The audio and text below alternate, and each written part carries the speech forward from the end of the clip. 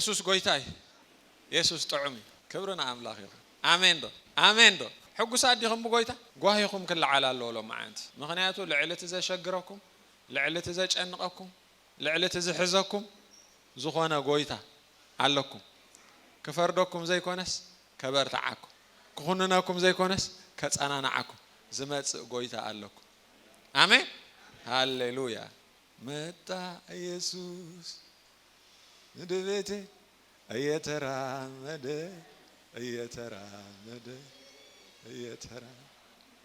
በችግሬ ላይ እየተራመደ ባስቸገረኝ ላይ እየተራመደ አሜን አሃ ይሸግረካል ኢየሱስ ግን እንታይ መርገጽ እግሩ ቆይ እንደ አምተሎ እንደ አረጋጿ ኢና ባሃዝመጽ ብጎይታ ኸርዑ ባህ ይበልኩም ጎይታ ይባረክ ካብትና ይትማሊ ክንቅጽሊና ትማሊ እግዚአብሔር እንደሐዳረኽ ይብካ ሰባይ ሓብአካን አሜን እግዚአብሔር እንደሐር ደሊካ ሰብካ ሓብአካ ይክል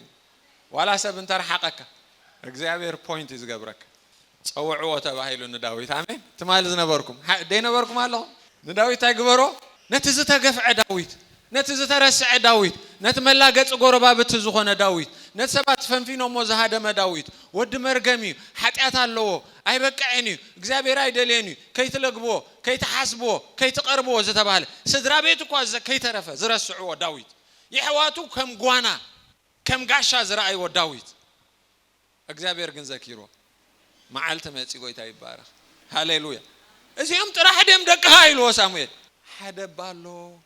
ዘሓባእኮ አይበቃዕኒ ቅብአት ኢልካ ስለዝመጻኻሲ እሱስ ነው ቅብአት አይኮውኒ ተባሂሉ ዝተሓበ እሱ ንምንታይ ንአባጊዕ ምሕላው ተጠፈኻ ደሓናው እንበሳ ገለ ተበልዖኻ ቡጊሩ ይርሕቀልና ዝተባህለኻ ጸውዕዋ ሃሌሉያ አሜን እሱ ሰዓት ዝመጽ እንታይ ንገብርኒና ኮፋይ ንብልኒና ሃሌሉያ ካብታ ንጎይታ ኢየሱስ ዝፈለጥኩም ወላ መዓልቲ ታሪኽኩም ተለዊጡ ካፍታ ጎይታ ኢየሱስ ኣብ ህይወትኩም ዘኣተወላ መዓልቲ ታሪኽኩም ተቀይሩ ምናልባት ሓንቲ ናይ መቀይሮ መዓልቲ ተጽበዩ ተለኹም እሳ ኣብ ሕሉፍ ፍጻሜ ረኺባ እስኹም አይፈለጥኩም ብሕጂ ኮነትን ክትመጽእ ኮይና አሜን ካብ ኢየሱስ ክርስቶስ ዘዓቢ ጊፍት ኣብ ህይወትኩም ክመጽእ አይክልን እግዚአብሔር ተዛዓቢ ውህበት ዝህበካ ኢየሱስ ክህበካ ከሎ ኩሉ ምስኡ ይብካሉ አሜን ስለዚህ ካብቲ ዝተጸዋዕካሉ መዓልቲ ናይ እግዚአብሔር ክብር ምሳኻሉ ፍለጦይ ትፍለጦ አስተውዕሎይ ተስተውዕሉ ምክንያቱ ሳሙኤል ንዳዊት ቀቢእዎ መስከደ መንፈስ እግዚአብሔር ድማ ናብ መን መጸ ናብ ልዕሊ ዳዊት መጸ ሳሙኤል ከዓ ንራማ ኸደ ምስ ሳሙኤል መተሓዝ ይብሉ ናይ እግዚአብሔር መንፈስ ናብ ልዕሊ ዳዊት እንታይ ገይሩ መጸ ታሪኽ ዳዊት እንታይ ገብር ጀሚሩ ሸው ክልወጥ ጀሚሩ ክቅየር ጀሚሩ ትማሊ ብዙሕ ግፍዕ ከም ዘሕለፈ ዳዊት ተዛሪብና مش ده أب مقبون تأتول نيرو حموت سخرامات بمن يشوفور نيرو بداويت أب أفدق خوف دبلو بمن يمزحامي بداويت ما مسألة يتعد مني داويت حجكن تاريخه تغير نمنتاي نأجزابير منفسنا وسلزمت هاليلويا كافتان قويتا يسوس تقبلكم ولا ما عالتي سوق ما قارئتكم يخو من يجميرو من بار يسوس كوي يجميرو آمين سبات يفلتون كهون غولي اسخمون هيتفلتكم من كهون غولي مغنياتو سيمبلي نقولتا يسوس كتقبلك الله قولتا يسوس قبلك الله هنا قولتا مرحاني عب نجر كي مسلك غولي اب سماي جن عب نجر امين هاليلويا كنقصلينا لو معانتي برايز جاد مصحف قدوس حيسكم زلهم معراف 16 قداماي صاموئيل طقس 14 جميرهن ببه نوح سزخونه كتعقسونيكم قاليو ግን እንዳሐለፍኩም ምስጊዜና አንጻ ከንብቤ ጎይታ ይባረክ መንፈስ እግዚአብሔር ድማ ካብ ሳኦል ረሐቀ ካብ እግዚአብሔር ካኩፉ መንፈስ ይስቅዮ ነበረ እቶም ገላው ድማ ንሳኦል እንሆ ካብ አምላኽ ዝመጸ ኩፉ መንፈስ ዳ ይስቅየካ አሎ ሕጂ እግዚአብሔር አይኮነን ነት ኩፉ መንፈስ ሊይሁሉ ግን እግዚአብሔር ንሳኦል ካፍት ናይ ንግስነት ቦታ እንታይ ገይሮይ ስዒሮ ይትማል ሪና ነርና አነ ንዳዊት ንሳኦል ንዕቀ እስለምታ ኻሳ ሕጂ ብዛዕባ ሳኦል ትጽል ዘለኻ ኢሎ ስለዚህ እቲ ኦፊስ ኮፊሉ ወሎ እትናይ ንግስነት ቅብአት ግን ካብ ወርሒቁ እትናይ ንግስነት ኦፊስ ግን ኮፍ ኢሉ ኣሎ ስለዚ እትናይ ንግስነት ቅብአት ካብ እግዚአብሔር ዝመጽእ ካብኡ ስለዚ ተኣለ ጸላኢ ስፔስ ረኺቡ ማለት ከጨንቆ ንሳኦል እምበር እግዚአብሔር ኣይኮነን ሰዲድሉ ግን ብናይ ብሉይ ኪዳን አንደርስታንዲንግ እግዚአብሔር ለይኹሉ ተባሂሉ ይጽሓፍ ስለዚ መንፈስ እግዚአብሔር ድማ ካብ ሳኦል ረሓቀ እቲ ናይ ንግስነት ቅብአት ኣብኡ ተቐሚጡ ዝነበረ መንፈስ ካብ ረሒቁ ካብ እግዚአብሔር ከዓ ክፉእ መንፈስ ይሳቅዮ ነበረ እቶም ገላው ድማ ንሳኦል እንሆ ካብ አምላኽ ዝመጽእ ክፉእ መንፈስ ዳ ይሳቅየካ ኣሎ እምበኣርስ ሕጂ ጎይታና ነቶም ኣብ ቅድሚኻ ዘለው ገላውኻ ሙቃዕ በገና ዝፈልጥ ሰብ ክደልዩ ይኣዝዝ ክኸውን ከዩ እቲ ካብ አምላኽ ዝመጽእ ክፉእ መንፈስ ኣባኻ ከሎ ንሱ ብኢዱ ክወቅዕ እሞ ክሕሸካ እዩ በልዎ ሕጂቲኦም ናቱ ኣገልገልቲ እዮም ንሳኦል እንታይ ዝገብሮ ዘሎ የማኽርዎ ኣሎ ባይ ዘ ወይ እዚ ቃል እዚ ኣብ ናይ ካልኣይ ዓመት ኣኒቨርሳሪና ኣፖስትል ግሬስ ሉቤጋ ዝበሃል ናይ ኣምላኽ ሰብ ዘይትፈልጦ ተኮይንኩም ሰርች ግበርዎ ሕጂ ኣነ ከም መንፈሳዊ መራሒ ዝፈልጦ መጽዩ ዝሃበና ቃል ነቲ ጉባኤ ንዓና ሕጂ ኣነ ኣይጥምዖኒ ንዓኹም ክኣኽበኩም መጽእ ፕሮፌቲክ ንሓቂ ዝብለኩ ክብርና ኣምላኽ ስለዚ ወቃዕ በገና ይደለ ተባሂሉ ምክንያቱ ተወቃዕ በገና ክወቅዕ ከሎ እንታይ ክገብረካይ ክሕሸካ እዩ ኢሎሞ ሳኦል ድማ ንገላኡ እምበኣር ጽቡቕ ዝወቅዕ ሰብኣይ ረኣዩ ለይ እሞ ናባይ ኣምፅኡ ለይ በሎም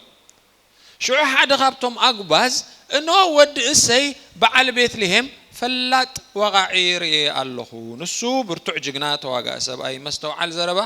መልክዐኛ ሰብኣይ እግዚአብሔር ከዓ ምስኡ እዩ ኢሉ መለሰ ሽዑ ሳኦል ንእሰይ እቲ ምስ ኣባጊዕ ዘሎ ወድኻ ዳዊት ስደደለይ ኢሉ ልኡኻት ሰደደሉ እሰይ ድማ እንጌራን ሓርቢ ወይንን እተጻዕነት ኣድግን ሓደ ወጠጦን ወሲዱ ብኢድ ወዱ ዳዊት ገይሩ ናብ ሳኦል ሰደዶ ዳዊት ድማ ናብ ሳኦል መጸሞ ኣብ ቅድሚኡ ደው በለ ኣዝዩ ካፈቶ ሳኦል ንመን ፈትዮ ዳዊት ኣብ ቅድሚ ምስራዩ ኣዝዩ ፈትዮ ሃሌሉያ ሞጎስ እንዲመጽ ጋሻ ዛግሪኡን ኮነ ሳኦል ድማ ንእሰይ ዳዊት ኣብ ዓይነይ ሞጎስ ረኺቦ ኣሎሞ በጃኻ ኣብ ቅድመይ ይቁም ኢሉ ለኣኸሉ ኮነ ከዓ ንሳኦል እቲ ክፉእ መንፈስ ካብ ኣምላኽ ምስ መጾ ዳዊት በገና ወሲዱ ብኢዱ ይወቅዕ ነበረ ሽዑ ንሳኦል ይፈኽሶን ይሕሾን ነበረ እቲ ክፉእ መንፈስን የግልሰሉ ነበረ ኢሉ ጎይታ ይባረኽ ሃሌሉያ እዚ ዝተናዓቀ ዳዊት እዚ ሰብ ክለግቦ ዘይክእል ዳዊት ኣዝማደይስ ካባ ይሃድሙ ኢሎም ትማልምሽ በቃ ሰብ ክለግቦ ይደልኒ ዳዊት ሕጂ ግን ታሪኹ ተለዊጡ ዳዊት ስለዚ ሳኦል ክሳቐምስ ጀመረ ሓደ ሰብ ፀውዑ ለይ ወቃዕ በገና ኢሎም ምስ መኸሮ ሕራይ ፀውዑ ለይ ኢሎም ሽዑ ሓደ ከባታቶም እንታይ ኢሉ ኣነስ ዝፈልጦሉ ሓደ ፈላጥ ወቃዕ በገና ንሱ እንታይ ኢሉ ብርቱዕ ጅግና ተዋጋእ ሰብኣይ መስተውዓል ዘረባ መልክዐኛ ሰብኣይ እግዚአብሔር ከዓ ምስኡ ቅድሚ እንታይ ዝበሃል ነይሩ ዳዊት ካልእ ኮይ ታሪኹ መንፈስ እግዚአብሔር ናኡ ምስ መጸ ግን ታሪኹ ተለዊጡ እንታይ ተባሂሉ ብርቱዕ ጅግና እስከበሉ ተዋጋእ ሰብኣይ ሃሌሉያ መስተውዓል ዘረባ በሉ መልክዐኛ ሰብኣይ እግዚአብሔር ከዓ ምስኡ ሃሌሉያ እግዚአብሔር እቲ ሞጎስ ዘይነበሮ ዳዊት ናቱ ሞጎስ መሰልበሶ ዋላ መልክዑ ተቀይሩ መልክዐኛ ሰብኣይ ኮይኑ ብርትዒኡ ክግለጽ ጀሚሩ ጅግና ሰብኣይ ተባሂሉ ሃሌሉያ ፈላጥ ወቃዕ በገና መስተውዓል ዘረባ በቃ ኮምፕሊት ዳዊት ዝጎድሎ ዘይብሉ ኣበባጊዕ ኮይ ዘሎ ብትምህርት ቤት ኣያተወ ኣስኳላይ ቆጸረ ዋላ ጎቢዙ ከማን ግራጁዌት ኣይገበረ ናይ እግዚአብሔር ነገር ምስ መጾ ግን ተባሃጊ ሰብኣይ ናበይ ናብ እንዳቡ ገለኮ ናብ ቤት ንጉስ ተጸውዒ ጎይታ ይባረኽ ሃሌሉያ ሶሉሽን ፈውስ ኮይኑ ዳዊት ንፈውስ ክጽዋዕ ኢኻ በሎ ወጣኻን ዘሎ ንፈውሲ ክድለ ኢኻ በሎ ወጣኻን ዘሎ ኣበይ ኣሎ ነዚ ነገረይ ክፈትሖ ዝኽእል ተባሂሉስ እስኻ ክድለ ኢኻ ንርእስኹም በትርእስኹም በትቀደም ኣይተርኣይዋ ታሪኽኩም ተለዊጡ እቲ ሶሉሽን ሜከር ኢየሱስ አባኻትኩም አትዩ አለ አባኻትኩም አባይ አትዩሎ ሃሌሉያ የሳቁ ነበሩ ባንተ ስታመን ይፈታዋል ብዬ እንቆቅልሽን ጠላቴም ወዳጄም ስታመን አዩ የሚያወጣው አምላክ ለካ ይሰማል አሉ። እቲኦም በቃ ምሳኻ ፓርትነር አይንኾንና ዝበሉኻ በጃኻ ብዘይ ገንዘብ ፓርትነር ኩነና ናትካ ብለሲንግ እንት ክንማቃል ክብሉኻ ምክንያቱ ሃፍቲ ሞጎስ ዘተለዓል ሽዑ ዳዊት ተፀዊዕ መጽ አሜን ምስ መጸ ልክዕ ምስራዮ ሳኦል ታይ ገይሮ ፈትዮ ፍቱ ንእሰይ ሊኹ በጃኻ እንዶ ዳዊት ኣብ ቅድመይ ሞጎስ ረኺቡሎሞ ምሳይ ክኸውን ግደፉ ኢሎ ሽዑ ኸ እንታይ ገይሮ ጋሻ ዛግር ገይሮ ጋሻ ዛግር ማለት በቃ ናቱ ጋርድ ናቱ አታሼ አሜን ሳኦል ኣብ ዝኸዶ ዳዊት አለ ከዛናጋዕ ተኸይዱ ዳዊት አለ ቁርስ ተተቀሪቡ ንዳዊት ካ ይቀረበሉ ምክንያቱ ጋሻ ዛግር very close ንንጉስ ኮይኑ ክብርና አምላኽና ይኹን ኢየሱስ ታሪኽ ልውጥ ይስከበሎ ጣኹም ዘሎ ሃሌሉያ ድሕሪኡ ምዕራፍ 17 ናይ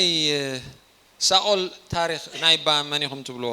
ጎልያድ ታሪኽ ይኹም ትረኽቡ ጎልያድ ንደቂ እስራኤል መጺ ኩላትና እቲ ታሪኽ ስለንፈልጦ ምድጋሙ ብዙሕ አይድለኒ መጺ እንታይ ክገብሮም ጀሚሩ ከጨንቆም ጀሚሩ ሰራዊት መሰራዊት አይን ዋጋ አኒና አነ ካብ ፍልስጤማውያን ሓደ ኣለኹ እሱኹም ከዓ ካባኹም ሓደ ሰብ አምጹ ሽዑ ካባና ዝሰዓረ አነ እንድሕር ዳቀቲለ እሱኹም ባሮትና ትኾኑ እሱ እንድሕር ዳቀቲልና ከዓ ንሕና ባሮትኩም ንኸውን ኢሉ 40 መዓልቲ ክፍክረሎም ጀሚሩ ማለት እዩ ሽዑ እሰይ አሪጉ ይነይሩ ሰለስተ ደቁ ድማ ኣብቲ ሰራዊት ናይ ሳኦል ተጸምቢሮም ነይሮም ድሕሪ እሰይ ንዳዊት ሊኹ ኪድ ነቲ ሓለቃ ሰራዊት ናይ ሰራዊት እስራኤል ዝጎጎን ክስታይን ገለንገለታት ህበታት ሂቡ ኣብጽሓሎም ኢልዎ ከብጽሕ ከይዱ ማለት እዩ ሽዑ ዳዊት ምዕራፍ 17 ጥቕሲ 26 ዳዊት ድማ ነቶም ምስኡ ደው ኢሎም ዘለው ሰባት እዚ ንሰራዊት ሕያው አምላኽ ዘባጭ ዘሎ ዘይጉዙር ፍልስጤማዊ እዚ መንኮንዩ እዚ ፍልስጤማዊ እዚ ቀቲሉስ ካብ እስራኤል ውርደት ዘርሐቀ ሰብኣይ እንታይ ይግበሮ ኢሉ ተዛረቦም እቲ ህዝብ ከዓ ነቲ ዝቀተሎ ሰብኣይ እዚ ግበሮ ኢሎም ነጊሮሞ ማለት እዩ ኤልያብ ሓው ቁጽሪ 28 ኤልያብ እቲ ዓበ ሓው ድማ ምስቶም ሰባት ክዛረብ ከሎ ሰሚዕዎ ኩራ ኤልያብ ኣብ ዳዊት ነዲዱ እንታይ ክትገብርና ኣብ ዝወረድካ እተን ሒደት ኣባጊ ኣብ በረኻ ንመን ገደፍካየን ውግእ ምእንቲ ክትርኢ ወሪድካ ዘለኻ እሞ ትዕቢትካን ክፍኣት ልብኻን ፈሊጠዮ ኣለኹ ኢሉ ዲስካሬጅ ገይርዎ ኤልያብ እንታይ በኹራ ሓው እኳ ይንመንሹ ንዳዊት ዝገርም ዓበይቲ ሕዋት እኳ ሓንሳ ሓደገኛታት ሓቃ ሓሰብ ዓበይቲ ሕዋት ዴንጀረስ ምክንያቱ ክወስደለይ ቦታ ኢሎም ዝፈርሑ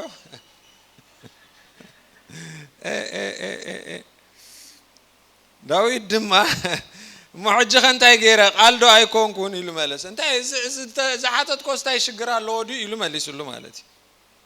ግን ኣዕረፈን ዳዊት ድሕሪኻ ንኻልኦት ሓቲቱ ኦኬ ሽዑ ናብ ሳኦል ነጊሮሞ ማለት እዩ ንሳኦል ከም ዝበለ ቆልዓ መጽ ኢሎ ኢሎሞ እስኻ ንእሽተይ ኢኻ ኢልዎ እዚ ሰብኣይ እዚ ዘመንካ ሙሉእ ክንዲ ዕድሜኻ ተዋጋኢ ነይሩ ኣብ ልዕሊኡ ግዙፍ እዩ ዓቢ እዩ እቲ ኣጽዋሩ ገለ ክነግረካ ከሎ መጽሓፍ ቅዱስ ዘገርም እዩ ናይ ሳኦል ኢሉ ነጊርዎ ማለት ፈሊጥካ እቶ ኖ ኣነ ኣብ በረኻ እግዚአብሔር አንበሳን ድብን በጊዕ ክወስዱለይ ክመጹ ከሎ ጭሕሞም ሒዘው ቀዕቆትሎም በቃ ዘላማ መደን ነገር አለው በልንካዝ ኣጽዋር ኢሉ አልቢስዎ ገፈፍ መስበል እዚ ፈቲነ አይፈልጥኒ ኢሉ አቢ ገዲፎ ሽዑ ኣብ ቆረባብ ሽዑ ሓሙሽተ ልሙጻተ እማን ሒዙ ወንጮፍ ሒዙ ናብ ጎልያድ ከይዱ ማለት ንምንታይ ሓሙሽተ ሒዙ ከይዱ በዚያ ተስሒት የበቲ አይሉዲ ንጎልያድ ሓሙሽተ ሕዋት ከም ዝነበሮ ተፈልጡ ሰባት ንጎልያድ ሓሙሽተ ሕዋት ነይሮም ኣብ ቀዳማይ ሳሙኤል ኣብ ዜና መዋዕል ጽቡቕ ጌርኩም ተንቢብኩሞ ሓሙሽተ ከክንዱ ዝኾኑ ነይሮም በቃ ነዚ ኸንሁለ ተኻላይ ተመጪኻ ዓቂኑ ሓሙሽተ ወይታ ይባረኽ ሓደ እዮም እቲ ሓደ መጽሓፍ ቅዱስ ክዛረብ ከሎ ሽዱሽተ ኣጻብዕ ናይ ኢድን ሽዱሽተ ኣጻብዕ ናይ እግርን ነይሮ ጠቕላላ 24 ኣጻብዕት ነይሮ ሰብዲ ኮነን ከማን እንደ መን ቀቲሎ መሲልኩም ሓው ዳዊት ዮናታን ዝበሃል ቀቲሎ ኣብዚ ሊስት ዘይ የለ ካብቶም ሰለስተ ዘይኮን ምክንያቱ መራሒኻ ክቀትል ተሪኢኻ እስኻ واو يكالي مالتي انا قتل لك هاتوت كويتا يبارك امين دو ابنت كوينو مالتي داويت سو داويت وانشوف غيرو مسانا هالون غولياد وديقو غوي يخيدو سيف ابيدي نبرون سيف ناي غولياد مشيتو روس قريصو نختمعاتي بزح تاريخي بزح منفساو ترجم زلوي ግን ናብቲ ሎም ዓንቲ ዘድልየኒ ነገር ጥራሕ ከሐልፈ ሕጂ مستودع ቁጽሪ 53 ጀሚረ ከንብበ ቁጽሪ 50 ደቂ እስራኤል ከአን ፍልስጤማውያን ስዒቦም ከምስጓጎም ተመሊሶም ነፍሶም ሰፈሮም ዘመቶ ዳዊት ድማ ንርእሲ እቲ ፍልስጤማዊ ወሲዱ ናብ ኢየሩሳሌም አምጾ አጽዋሩ ግና ኣብ ድንኳኑ አንበሮ ይሉሽ 55 ሳኦል ድማ ዳዊት ነቲ ፍልስጤማዊ ክቀባበሎ ወጽ ምስራአዮ እዚ ሕጂ አቀዲሙ ዝኾነ ኢቨንቲ ክቀባበሎ ወጽ ምስራአዮ ንአብኔር ሓለቃ ሰራዊት አታ አብኔር እዚ መንሰይዚ ወድመንዩ በሎ አብኔር ካ ወንጉስ ሕያው ነፍስኻ ኢለ ዘይፈልጦ በለ እቲ ንጉስ ድማ እምባርሲ እዚ መንሰይዚ መን ምዃኑ ንስኻ ሕተት በለ ዳዊት ነቲ ፍልስጤማዊ ቀቲሉ ምስተመልሰ አብኔር ወሲዱ ናብ ቅድሚ ሳኦል አእተወ ርእሲ እቲ ፍልስጤማዊ ኸዓ ኣብ ኢዱ ነበረት ሳኦል ድማ አንታ ወዲ መን ኢኻ በሎ ዳዊት ካ ወዲ ግሌኻ እሰይ በዓል ቤት ለሄሜ በለ ዳዊት ማዓሲዩ ናብ ሳኦል ተፋሊጦም ማዓሲም ተፋሊጦም ክጭነቅ ምስ ጀመረ ሓቀይ ፈላጥ ወቃዕ በገና ብርቱዕ ሰብኣይ ተዋጋኢ ጅግና መልክዐኛ ሰብኣይ እግዚአብሔር ሙሱ ዝኾነ መስተውዓል ዘረባ ኣሎ ተባሂሉ መጺኡ ምስራአዩ ኸ ኣብ ቅድሚው ሞጎስ ረኺቡ ስለዚ ክጭነቅ ከሎ መን ይበገና ዝወቅዓሉ ዳዊት ይዝወቅዓሉ ንእሰይ ከማን ደብዳቤ ጽሒፉሉ መልእክት ሰዲድሉ እንታይ ኢሉ ዳዊት ሲ ሞጎስ ረኺቡሉ ቅድመይ ሞ ምሳ ይኹን ኢሉ ካብ ምስኡ ሙኻን ዝተለዓለ ኸ ወቃዕ በገና ጥራሕ ዘይኮን እንታይ ከ ተቀይሩ ጋሻ ዛግሪኡ ኸ ኮይኑ ስለዚ ጽቡቕ ዝኾነ ርክብን ዝምድናን ነይርዎም ማለት እዩ ሕጂ ኣብዚ ውግእ ምስኮነ ፀውዑዎ ተባሂሉ ዳዊት ርእይዎ ሞትኽእሊ ኻ ወኽእለ ሽዑ በል እዚ ልበስ ኣይለብስኒ ሽዑ ነቲ ፍልስጤማዊ ክቀባበሎ ኢሉ ዳዊት ክኸይድ ከሎስ ምስራአዮ ሳኦል ሲ ንአብኔር ፀውዑዎ አታ አብኔር እዚ ሰብ ወዲ መን ዝቆልዓ ኢልዎ እዚ ኩሉ ዘመን በገና ወቅዒልካ እዚ ኩሉ ዘመን ምሳኻ ነይሩ እዚ ኩሉ ዘመን ጋሻ ዛግሬኻ ነይሩስ ከመይ ጌርካ ሕጂ ወዲ መን ይትብል አብኔርካ አይፈልጥን ዳዊት በኻልእ መልክዕ ተገሊጹ ዳዊት ببقع وجنا أمز فلتوه حج جنب حياة الجنة يتفلت أتأسدي ود مني سبزيلو أتوقع بجنا يكون حج تحياة الجنة تتوقع سبعي تكذابير مسوزخنا سبات عند جنا خفالته خير That is my message today. سبات عند جنا ود مني سبعي زخبله خير أتوم زفلتوها أي كفلتوها نيم عند جنا introduction كبر الكاي أتوم متعبيتها نيسوس كم رأي لما ونفلتون ناس ده أحواتون نفلتهم عدين نفلتهم أي تفلتوني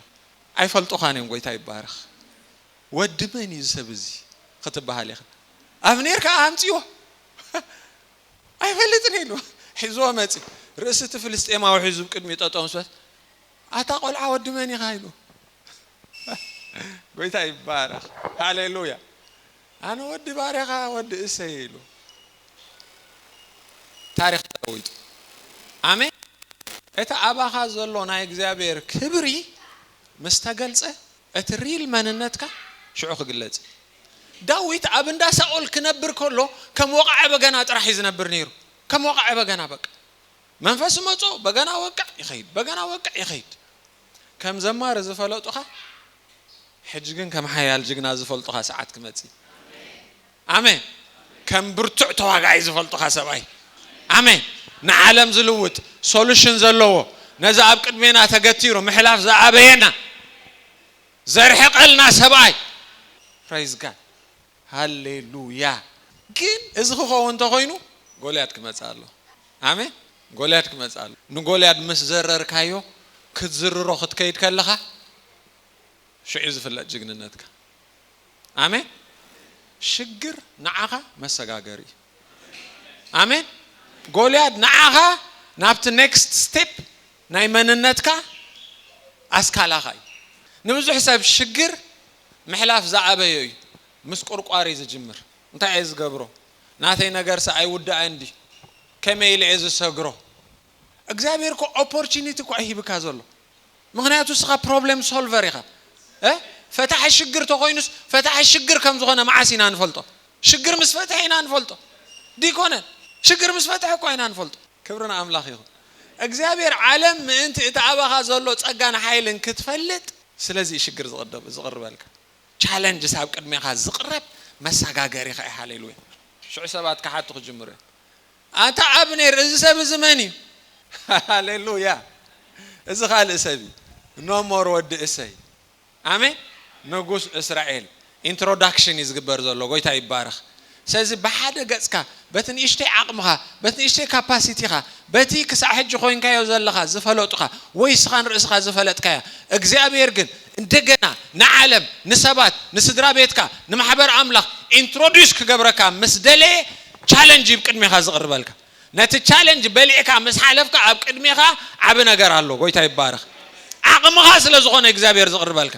ብናይ ሰባት መምዘን ዓቕምኻ ከይከውን ይኽእል ብናይ እግዚአብሔር መምዘን ግን ዓቕምኻ ስለ ዝኾነ እግዚአብሔር ቀሪብልካ ዘሎ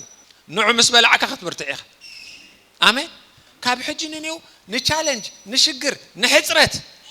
ዘለኩም ኣረኣያ ክትቀይሩ ኣለኩም አሜን ኩሉ ተዋዲዱ ተተቀሪብልካ ጽቡቕ ግን መንነትካ ይፍለጥኒ ዓቕምኻ ኣይፍለጥኒ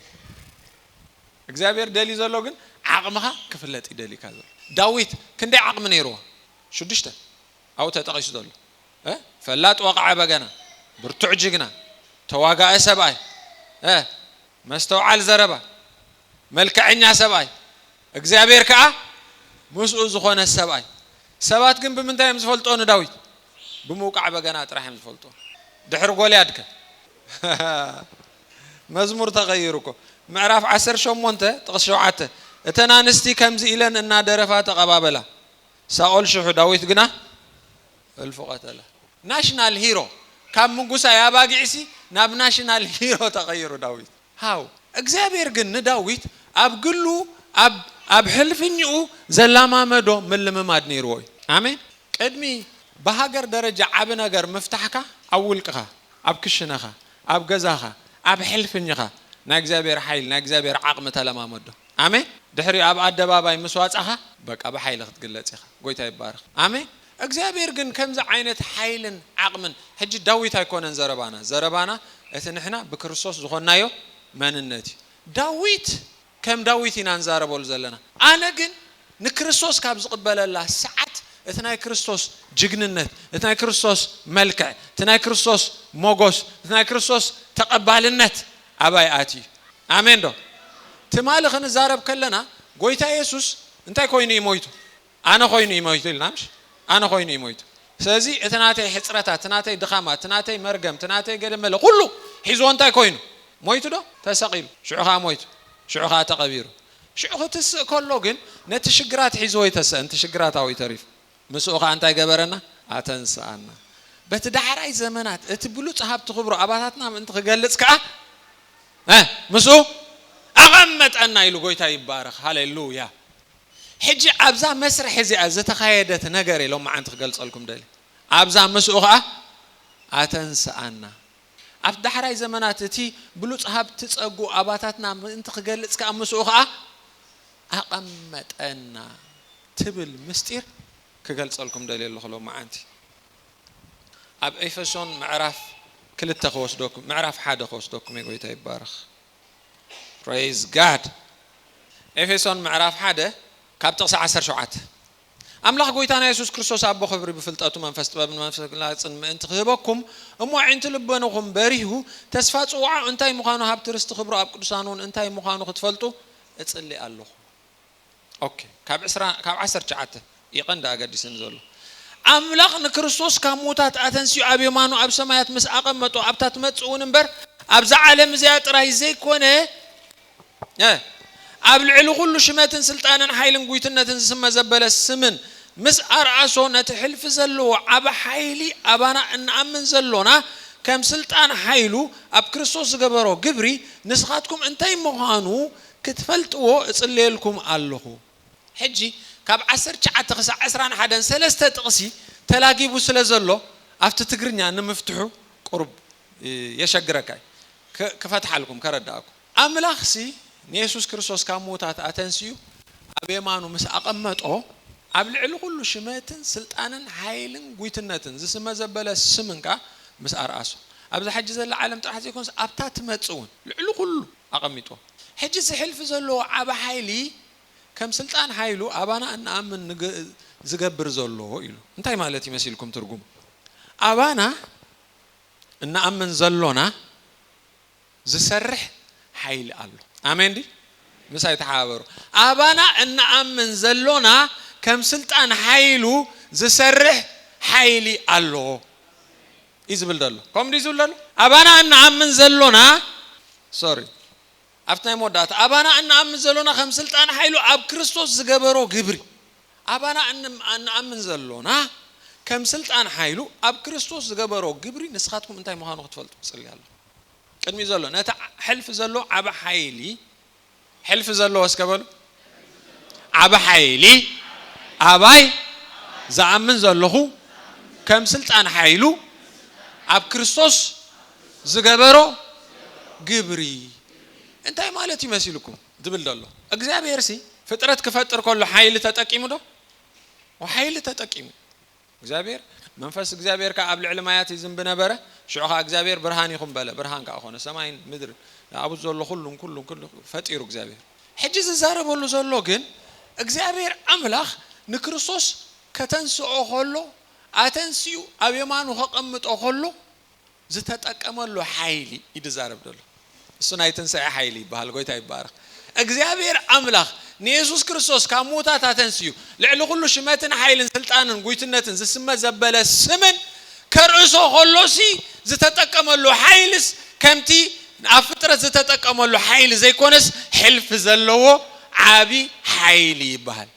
إذا حلف زلوا عاب حيلها أبانا أن أمن زلونا حجي كم سلطان حيلون تايقبرالو يسرحال نازم أنت خطفلت وش أنت لبناهم أنت خفت تايقبر لكم الله خيلو هاليلويا كوهابو ما يكون نزل اللي لهم زلوا باولس أنت هيدا من تخستو علو نازل حلف زلوا عاب حيل إذا حلف زلوا عاب حيل أنت إيجيرو نيسوس كريستوس تايقيرو كموتا تنسيو مسو أنت يقبرنا سازن عهاتكم قاعد تنسيكم أبتنسى موت إلا آمين أبتنسى أنت إلا موت إلا كموتات متسأن تنسأين في اللي يالله كم يجرى هرداكم يتقرني أنا قرب أفتنا English raising from the dead and resurrection في اللي يالله الأزار كموتات تسيده نحيل موت جنس عرادي ما ليش مويت ده يسوع كا يسوع بتنسى أي تنسي ساز موت عون ده يجبرني هجي أي سرهني موت مالت لا مالتي موت ناي كل خفوا حلقة موت يبهال تأمود داتا زي سعر سلامني أمود داتا زي سعر انتاي سلاي أمود داتا زي سعر سلام موت حلقة ناي كلهم كفي ناي حمام حلقة مني مسيلكم موت كمي حمام وسيد نامني زبط حك ناموت كاي زبط حك ناي وق نقول لهم ززم ناي موت داتا ترنا في من بها نعي يسوع سعره آمين سأز نايتن ساعة حيلي أبغى يسرح له مالت موت أبغى يسرح يكلني مالتي موت أبغى يسرحني مالت عشاخر ناي موت كأبغى يسرحوني مالتي إذا نحن نموت مسجاري زبهالنبر كم تحد موت سعرت هاي بهال آمين هاليلويا أنا سناب قويت أخ خيدي لنبر باولوس كموت هاي بلنكو مش قويت أخ خون يدلي الله جنك تسألني من عقاتكم كموت هاي بلن قويت هاي بارك سلام انتاي موت أبانا أي سرحني تنسعي أبانا زسرح نهيوت حيلي أباها زسرح عند حرد أخوينو نجزابير نجار كله أباها أوبريشنالي مالتي سلازي أملاق يسوع كريستوس كموتا تاتنسيو لعلو كله انتاي شماتن سكبل سلطانن حيلن قويتنتن زسمة زبالة سمن أرعاسو أبي يقميتو أبي ما نابو مسودو أقميتكم سلازن عاهم زسعر شماتيلا نعخم سعر حيل يلا نعخم زئزز قويتنات يلا نعخم زحمق حيل يلا هاليلويا نسخم كتفرحوا وتخيل زلع على سم يلا سلام انتاي كاب كله زلع على السمون هابو يزبلنا امين دون قويتا يبارخ سلازي سيطان معنا خسعرنا زي كده بمولو تحتنا يسوع كريستوس ناي تنسعي حيلي نحن بصحنا يزلنا ازي زلع على ناي تنسعي حيلي بكريستوس يسوع بصحنا علنا سيطانكو نتفطرتاو سب والاكو كبصحي كاله غدفو نزنا يسوع نتي ادم زنبرو كمان كبصحي كاله إسياس معرف 14 انتاي زبل الشيطان انتاي كخوني تمني ها كم كون دي حق تمني كم من كون تمني كم طلعوا الكون زي تمنيش እግዚአብሔር ካ ኖይሎ አዳምከ ከይተመነ ከይጻዓረ ሓፍኮ ይበለ ኮፍኮ ይበለስ ክፍጠር ኮሎስ ከም ትልዑል ኮይኑ ተፈጢሩ ሰይጣን እኮ ከም ሰብ ክሆን እንኳ ይተመኒ ሙኻን አብዮ ክብርና አምላኽ ይኹን ናይ ሰብ ናይ ሰይጣን እንታይ ፍልል ይመስልኩም ሰይጣን ተደርቢ ሰብ ግን ወዲቁ ሰዝ ወደቀ ይተሲሰ ሰይጣን ግን ተደርቢ አነ ንስኻትኩምን እግዚአብሔር ከተንሳአና ሆሎ ናብ አዳም አይኮነን መሊስና ናብ የእቲና ናብ ክርስቶስ የእቲና ጎይታ ይባረክ ስለዚህ ብዛዕባ ኢየሱስ ክዛረብ ከሎ አብታ ትመጽኡን እንበር አብዛ ዓለም እዚያ ጥራይ ዘይኮነ ናይ አዳም አብዛ ዓለም እዚያ ጥራይ ነይሩ ናይ አዳም ንግስነት አበይ ነይሩ ናይ አዳም ግዛት ዝለዓለ ክሳዓየሪ ዝተሓተ ክሳዓለ መምታ ክሳዕ ናይ ባሕሪ ናይ ኢየሱስ ከ አብ ሰማይ አብ ምድርን አብ ትሕቲ ምድር እቲ ዳሕራይ አዳም ካብ ተቀዳማይ አዳም ይበልጽ እቲ ቀዳማይ ሰብ ካብ ተኻልአይ ሰብ ይበልጽ ጎይታ ይባረክ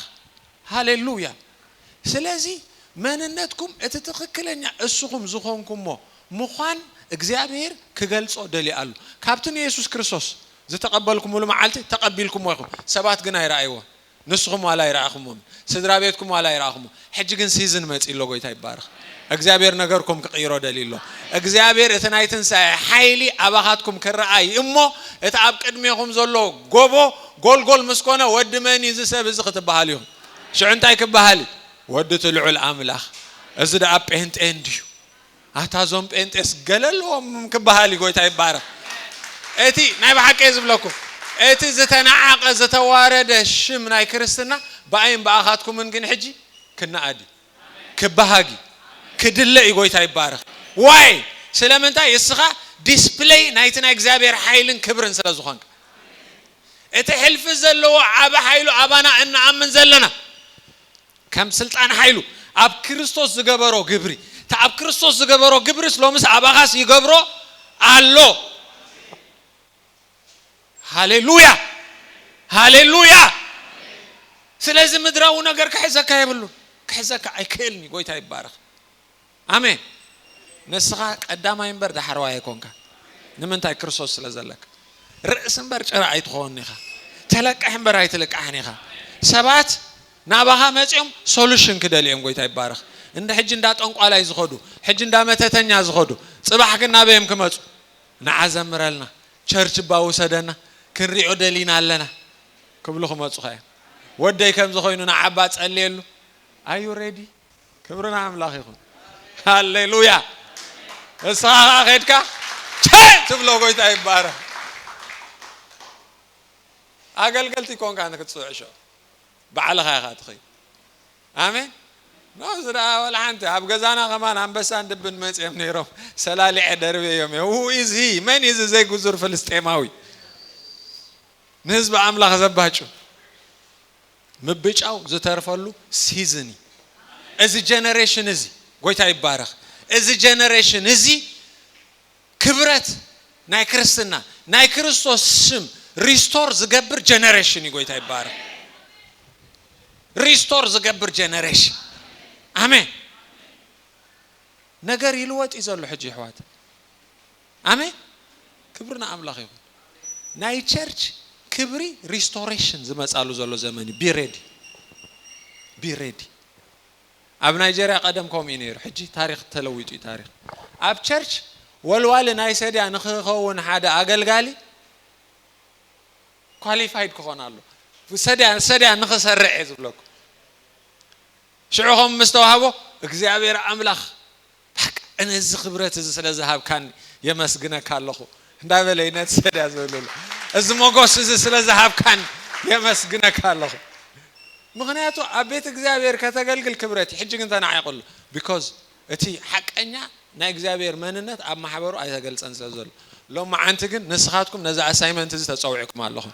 እስኹም ነዚ ድምጽ ዝሰምዑ ዘለኹም ነዛ ኣሳይመንት እዚ ተጸውዒኩም ኣለኹም ከምቲ ናይ ቀደማይ ክትነብሩን ኢኹም ከምቲ ናይ ቀደማይ ክትመላለሱን ኢኹም ከምቲ ዝተናዓቅኩም ኣይከተናዓቆን ኢኹም ሰባት ንኽብረት ክጽውዑኹም እዮም ኣብ ቤተ ነገስታት ክድለይኹም መፍትሕ ኣባኻትኩም ስለዘሎ ንመፍትሕ ክትጽውዑ ኢኹም አሜን ሃሌሉያ ካፍቲ ኣባኻትኩም ዝሰርሕ ዘሎ ሓይሊ ዝተለዓለ ሕልፍ ዘለዎ ሓይሊ ኣባኻ ይሰርሕ ኣሎ ሰባት ኣፋክት እዮም ዝኣምኑ ኣብ ዝረኣይ ሞ እንድሕር ዳ ኣባይ ሓይሊ ይሰርሕ ኣሎስ እንታይ ዳ ኮይኑ ሞ ንኽስቶ ጸልየሉ ሳይሓወየን ንኽስቶ ከምዚ ገይረ ሳይሓወየን ጎይታ ይባረኽ ንሕና ነቲ ዘይርአ እምበር ነዚ ዝርአ ኣይንጥምትን ኢና ጸልየሉ ኣይሓወየን ጽባሕ ድጎሞ ኣይሓወየን ድሕሪ ጽባሕ ድጎሞ ድሕሪ ድጎሞ እስኻ ግን ኣብ ገዛኻ ተዓጺኻ ሻካራ ባሶታ ላማሳካያታ ረቤቶላ ሻካታ እንዳበልካ ምስ መንፈስ ቅዱስ ጊዜ ይሕልፍ ነገርካ ክግለጽ ክጅምር ጎይታ ይባረኽ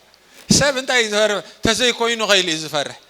ናትካ ሓላፍነት ኣይኮነን እንተዘይ ኮይኑ እስኻ ዝግባእካ ግበር መንፈስ ቅዱስ ስርሑ ክሰርሕ ሎሚ ተደልዮም ዘለዉ ተባዓት ሰባት ዳዊት ተዘይ ቀተልክዎ ኸ ተሰሓትክዎ ኸ እሱ ኸ ተጨመተኒ ናይ ሃገር ሙሉ ሓላፍነት እኮ ሒዙ ዝኸይደሉ እሱ ተሞተስ ሞተ ብድሕሪኡ ግን እስራኤል ኩላ ኣብ ትሕቲ ባርነት ፍልስጤም ክትኣቱ እሱ ግን he had faith ጎይታ ይባረኽ ኣብ ምንታይ ኣብ ኪዳን ኣምላኽ እስኻ ብሰይፍን ብመቕረዝን ትመፀን ኣለኻ ኣነ ግን ብሽምቲ ተባጭወሉ ዘለኻ እግዚአብሔር ኣምላኽ ሰራዊት እስራኤል እመፀካ ኣለኹ ኢሉ ሃሌሉያ ጎይታ ይባረኽ بمن يخم تمتصوا زلهم نسأل على معاد بسجا بكورس بزمتمهاركم no forget that personal لممد أباهم يدلي على منفس قدس والقوي حبرت مسوخ تتابعوا منفس قدس لو ما أنت تساوي تقرب لكم هلا كم هراكم زدلي نجارال كلام أمدكم زدلي نجارال آمين نيش تيز مثل قلنا بعبنا جرزب صحك عوتات أوش أتخلها خلام ركادلي لوك زبه how كم يليز في تعميز درك داويت كأبا بلو خير كلنا تفلسطين ما وانت إلو قال يكوز أقدم يتعويت داويت انت إلو لو ما أنت قتلك إلو رأس خا أنت خبره كقرص إيه سجا خا نعواف سماين نعراويت مرارن كهبه إلو لك عم تزبل هذا خوين قال يوتي ويتاي بارخ هاليلويا كورنا أملاخي أمن فسوا عالم قال زي سمع زبهال جوز كونه منفس يلا قال زي سمع جوز كونه منفس يلا كله نجار قال سمع صحيح قال سمع ده يسمع سمع سمعت إياسو مستزاربا سمع عدو أتصحي دوبلي أتورحي أبلس عيالون دوبلي دو command كبرنا أملاخي تزازو تجن مني بعل سلطان قويت هاي بارخ داويت سي بجنا هو قع كله أتمستير أب بجنا يكون زله تمستير أبي زله أب داويت زله أتمستير أب كإلة أواقع عنا داويت يكون زله أتمستير أب قبعات أفت أو زعل بقبعات زله آمين بزحتكو وقعت بجنا خلوه خليه منفس زبار وقع بجنا جن أتعب داويت تقمت قبعات قويت هاي بارخ እግዚአብሔር ንዓኻ ዘሃበካ ዩኒክ ፍሉይ ዝኾነ ታለንት ፍሉይ ዝኾነ ቅብኣት ፍሉይ ዝኾነ ድምፂ ኣብቲ መንፈሳዊ ዓለም ኣሎ ናይ ካልእ ድምፂ ተጠቂምካ ኣብቲ መንፈሳዊ ዓለም ኣይትስማዕን ኢኻ ናትካ ዝኾነ ድምፂ እግዚአብሔር ይብካል ኣሜን ዶ ናትካ ዝኾነ ኦቶሪቲ እግዚአብሔር ብክርስቶስ ኢየሱስ ዘሃበካ ኣሎ ንዕኡ ተለማመዶ ኣሜን ብምንታይ ምስ መንፈስ ቅዱስ ጊዜ እንዳሐለፍካ ቃልካ እንዳውፅኻ ጎይታ ይባረኽ ቃል እንዳውፅኻ سمايات قال سمعه نجارات قال سمعه كونتات كا خير كجمري فاينانس كا خير كجمري امين دو هاليلويا قويتا يبارخ اوردر كتقبر كلها كما تزلو خمصي كرحق زلو اخرحق نمنتاي نسخه بعل سلطانيخه بناي من سلطان بناي كريستوس يسوع سلطان نسور اسو كله حلقنتن سلطاناتن نسخاتكم كان بو تمليكم اللهم سيز السلطان اذا ابها اوبريشنالي مالتي ولد املاح ززخونك السلطان اذا ابها انت يقبري يسري ياي امين اب حدا ز تقب اغلغال يكون انا اسكبل تقبئ يبلو مس كريستوس تقبئ يبلو ناي كريستوس قبات اباي يسرحي هاليلويا قال نجر امينكم اندحر دا صنيحكم كريستنا مسكينነት اندحر دا مسيلكم لو ما انت قيروا كريستنا بسلطان ممللاس امين كريستنا من تاي ممللاس بسلطان ممللاس بمسكينነት ممللاس አይኮን قالوا نجرات እግዚአብሔር አይርحقلكم ንስኹም ይኹም ተርحقوا ወአምላክ እዚ ነገር እዚ አርحقለይ ትብሎ ነገር እግዚአብሔር ንዓኹም ይጽበ ዘሎ ንስኹም ከተርحقوا ንምንታይ እቲ ስልጣን ሂብኩም ስለዝኾነ ወይታ ይባረክ እቲ ስልጣን ሂብኩም ስለዝኾነ ሰብ አብ ናይ እግዚአብሔር ሶቨሬኒቲ ናይ እግዚአብሔር ልዕልና ጉጉ ያራዳዳ አለው ብዙሕ ክርስቲያን እንታይ ሊ ዝሓስብ ብዙሕ ክርስቲያን መስይልኩም እግዚአብሔር እንድሕርፈትዩ ኩሉ እንዲዝኽእል እግዚአብሔር ምሽዶ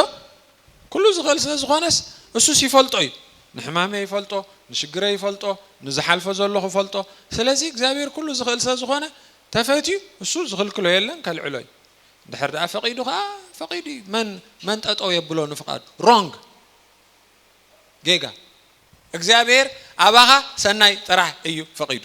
አባኻ ህይወት ጥራሕ እዩ ፈቂዱ ሞት ጉስቁልና ሽግር ውርደት ናባኻ አያዘዘ ክፉእ ካብቲ ክፉእ ጽቡቕከ ካብቲ ጽቡቕ ሃሌሉያ ስለዚህ ንስኻ ተሲካ ነተናይ ጸላእ ነገር ደሪምካ ረጊጽካ ክትሓልፍ እግዚአብሔር ይጽበየካ አሎ ናትካ ጥራሕ አይኮነ ናይ ከባቢኻ ሽግር ክትፈትሕ እግዚአብሔር ሎማ አንተ አባይን አባኻትኩምኒ ዲፔንድ ዝገብር አባና ይበቃ ተወኪሉ ዘሎ ናይ ወንጌል ሓላፍነት ሲ አባይን አባኻትኩምኒ እግዚአብሔር አቀሚጦ ዘሎ ዝተአምኑ ዲኹ ናይ ወንጌል ሓላፍነት ኢየሱስ ክርስቶስ ናብዝ ምድሪ ከይመጸ ኸሎስ ሕሙማት ነይሮም ዶ ናብነት ማን ክንብል እቲ 38 ዓመት ዝተደነሰ ሰባት ኢየሱስ ወዲ ክንደይ ዓመት ነይሩ ሹ probably ወዲ 30 አሞንጎ 33 ምሽ ወዲ 30 አገልግሎት ጀሚሮ ወዲ 33 እንዲ ተሰቂሉ ኢየሱስ ከይለ ተወለደ ኸሎ አፍቲ ክስታይ ምስተቀመጠ ይሰባ ኢየሱስ ከይ ተወለደ ኸሎ ክንደይ ዘመን እዩ ነይሩ ኢየሱስ መጺ አታ ሰባይ ከተሐውዶ ትደሊ ኢኻ ኢሉ ሓቲቶ እዚ ሰብ ኢየሱስ ተዘይመጽ ዘመኑ ሙሉእኮም ኢሉ ሞወዶ ነይሩ እግዚአብሔር ከሐው ይደልየዱ አይደልየም ግን ዘሕው ሰብ ክመጾ ነይሩ ንሱ ኢየሱስ ይባሃል አሜን ሕጂ ከሐው ዘለዎም ክፍወሱ ዘለዎም ክጥዑ ዘለዎም ክብርትዑ ዘለዎም ልዕሉ ኩሉ ኸ ክድሕኑ ዘለዎም ሰባት አለው እግዚአብሔር ክድሕኑ ይደልየም ዲ አይደልየም من كن كما تسأله استخاخت الله خلك بزي بآخا مدحان يلن فوس يلن اجزابير حجي كم تز مثلا يكونن بيت ملكوته وحيلو غيرو خم لا يغيرو خبصح قال ايتبو نعاكم لي يخيز بصح اجزابير نعاي لي يخيز بصح اجزابير ات سلطان ابي زلو اباي زلو ات فوس اسكبل اباي زلو ات خبري اباي زلو انا بلو برهان عالمي انا بلو ጨው ምድሬ ሃሌሉያ ፈውስ አባኻትኩም ይዘሎ እስኪ እድኩም ከም ዝግበሩ አብዝ እዳው ዝበሉ ፈውስሉ አብዝ እዳው ዝበሉ ፈውስሉ አዳውኩም አብሑማት ከተንብሩ ንሳቶም ከሐዊ ሃሌሉያ ንዓኻስ ተዋህበ ስልጣን ይዝ አሜን الزمن زناي تنساء زمن ايو እግዚአብሔር ንቤቱ ንማሕበሩ በኽብሪ ክገልጻ ደልዩ አሎ በውርደት ዘይኮነ እዞም ጴንጤዚኦም ዘይኮነ እዚኦም ከምዚኦም ዘይኮነስ በቃ ሐዋርያት ከመም ነይሮም መስልኩም ተፈራሕቲኦም ነይሮም ሓደኳ ደፊሩ ዝጽንበሮም አይነበረ ሃሌሉያ ደፊሩ ዝጽንበረካ ክሳዕ ዘይህሉ نا إخبار اللونا نا إخبار كبري نا إخبار عقمي أبغى مانيفست خبر الله حج أسيزنوي ساعتوي جزيوي إذا قال إذا بروفيتيكي نعقمي نعيب آمين نحنا إرتراويان آمنتي زتنا عقنالو زتواردنالو زتصرفنالو زتأثرنالو إذا يوم زتوهلنالو زمان كبكي مفتحنا هاجر يوم من بحالو زمن كما تيجي تايبارخ ما تيلو إذا يوم مفتحي أب إيدهم يزولو تقول فيه صليولنا بجاهم آمين ردونا بجاهم ناتكم نجريد لنا الله زبحالو جيزة ما تيو الله السخاء حج إيو نايد خام زمن أبكي إيو قوي تايبارخ هاللويا أنا بك عزت راح يزري آمين إذا ترى حزر بق سبات converted كوينو ناي tradition ناي هايمانوت ناي دخنت ناي حمام ناي موت ناي دحورات حساسبة نجر تقراريفو وجيقو ناي إخبار كبري ناي كريستوس عقمي ناي كريستوس حيلي أب أقلقلتو أب بيتو أب ترى مؤمن أب بيزنس زلو أمنتي أب سرحز توافر أمنتي أب حدار أب دقنا أب كل نجر كرعي هاليلويا ابنت راح يخابانا زاد اللي قوي تايبارخ صلاقي نتحق تخين فلطو نزا حق كاين قبلو قدلون تاي كحبو نزا حق زي حجيغن نو مور قوي تايبارخ نو مور اسكبلو هاليلويا نو مور يا انت لبونانا بريهو ايو حجي تسفع صوعانا فليتنا هنا هاب ترستو خبرو اب قدسانو فليتنا هنا ايتا اباي زلو سلطان فليت ايو اللهو سلازي خاب حجننيو بسلطان انبر بدخام اي مالالسني بسلطان انبر بتوغلابا اي مالالسني هاليلويا ويتا يبارخ እግዚአብሔር ነዚህ ጻውዒና ይحوات ካብሎም ማዓንቲ ኣብ ሓደ ውሳኔ ክትበጽሑ ጻውዒ ተقرب لكم አለሁ ነታ አባኹም ዘሎ ነገር ሲሪየስሊ ክትወስዱ ክርስትና ሰንበት እንዳመጻኻ ፕሮግራም ተካፈሉ አይኮነ ክርስትና ክርስቶስ አባኻ ዝነብሮ ናብራይ ንስኻ የለኻ اندحر سريحك نعو خبري اندحر تمريعك نعو خبري اندحر نيرك نعو خبري كريستنا كريستوس اباي زنبروي حجس كريستوس اباي زنبر زلو امبر انا ايكونكن زنبر زلو حج زنبرو زلو اب امنت بتزفقرني ما انتي والنفس زحلفله ود املاخي زنبر زلو هاليلويا شعينا እግዚአብሔር ክብር አባኻ ዝግለጽ نحنا ግን ዘለና ይመስለናል ሜትና خلنا بكريستوس ننبر علينا virtual مش الله خمزي زي اللي خلو زلو زي مسلكة يلنكو ناتو image ناتو حساب ناتو فلسفة ناقن ينبر السوقن مويتي እግዚአብሔር نزخ وقدو دليلو هاليلويا بكريستوس كتكو دليلو كريستنا كابنو كو خسع مشت آمين بس منفس قدوس حبرة اندا قبرك راك وشاكاتا لاباساكاتا اندا بلك بلسان اندا تصلخه نا እግዚአብሔር ክብሪ ኃይሊ ማኒፌስት ተገብረሉ ጉዕዞ እዩ ንሓደ አሳይመንት እግዚአብሔር ጻውዒኩም ንሶሉሽን እግዚአብሔር ጻውዒኩም ኣብ ክሽነ ክትዕጸው ኣብ ቢዝነስኩም ክትሕጸሩ ገለ ኣይጻውዓኩምን እግዚአብሔር እቲ ቢዝነስኩም ንክርስቶስ መግለጽ ምኽንያት ክኸውን እግዚአብሔር ይብኩም ዘሎ አሜን እቲ ሓዳርኩም ና እግዚአብሔር ክብሪ መግለጽ ክኸውን እግዚአብሔር አውእቲኩም ዘሎ እቶም ውሉድኩም ና እግዚአብሔር ክብሪ መግለጽ ክኸውን እግዚአብሔር ይብኩም ዘሎ كل نجر إخبار ذهبكم نا kingdom مسفعفعت خدكوني كاب حجني stop living let Christ live in you آمين هاليلويا كريستوس أباحتكم كنبر كجمر كله سب بقى يفرح أبشجر كياتو العقمة كيكونني شعو إذا بيزنس قدوفو تيلنس انت كجبره زلك كله شيء كا سعبنا تيلنس انت كجبره كم تهبتام سباي أسيلك أتصبغتي عب سنبت عبد حريت كوفيلك سميعك شتتيلك موسى تعيش مغنيات ندالة جبك تخيلك كخبدالك نيساق كام صايا سواعي تيلن ترى أمان غنقا تعيش ودي قليد بلس كم يكونن نابك እግዚአብሔር ዝጽጋ ዓሰብ ክኸስራ ይክእል እግዚአብሔር ካባኻ ዝወስዶ የብሉ ንዓኻ ዝወሃብ ዘሎ እዚ ህይወተይ ይበካለኹ ገለልኩም ትዝምሮ ሓሶት ህይወት ነይርኩም ዲ ነይርና ዲ ህይወተይ ይበካለኹ ንሕና ሙታት ኢና ነይርና ከም ደኮነን ዝብል መጽሓፍ ቅዱስ ሙታት ኮይና ነይር موتات زنبركم نعاخاتكم تاي جبركم هياوان جبركم أنا هيوت دا خاتو بوزلا إذا حج عباها عتي زلوا هيوت كان ناتو هيوتي نات كاي كونه دي كونه نعم لا هيوت كوي عباها عتي زلوا أبي دا هيوتي هيبا كان لخو قالتو ناتو هيوتي كوي تاي بارك نحنا نجزابير نهبو نجار يبلنا كل نجار ناتنا مويتي بقعك عين برن اتحج كله زلنا ناتو سازناته يلكم هاي تتحصروا نجزابير نجار ناتكم كخون نجزابير فقيدوا لكم ورستي كتكونوا እግዚአብሔር ታገየሩልኩም ናይ ክርስቶስ ዘበለ ናይ መን ናትኩም አው ኸጣቱ ይሽኩም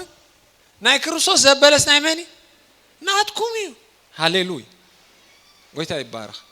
ተስኢና ኸንጸልይና ሃሌሉያ